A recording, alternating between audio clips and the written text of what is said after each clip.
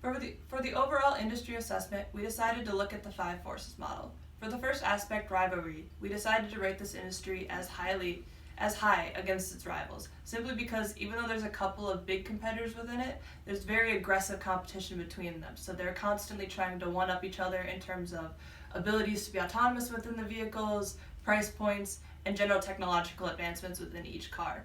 That keeps the rivalries very competitive amongst the few in the market. The next aspect is supplier power. We decided to rate that one as moderate, simply because most car brands will stick to the suppliers in terms of general car parts like frames, paint, that sort of thing. But as far as the innovation of autonomy goes, those will almost always be done in-house by that brand, simply to make sure that that information doesn't get leaked out to other brands and used in other cars that that brand doesn't own.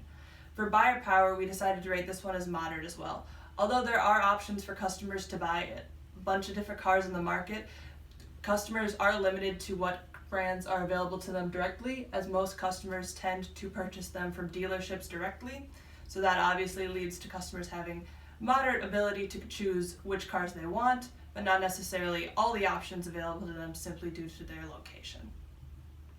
For the next one, barriers to entry, we listed this one as high.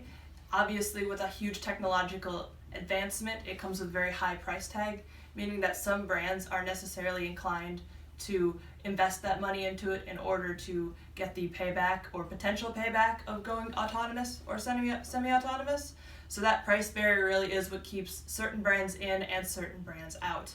Then the final one is threats to substitute. We labeled that as moderate because there's only a couple of brands that are doing autonomy and semi-autonomy, but there is that massive substitute issue of, well, a consumer can just choose not to get a semi-autonomous or an autonomous car. Overall, we rated this industry as moderately attractive based solely on the threats to entry and the rivalry being where they are in terms of there's not many new entrants to the market right now, or at least not many who have the ability to be, but there is high rivalry amongst those currently in the market.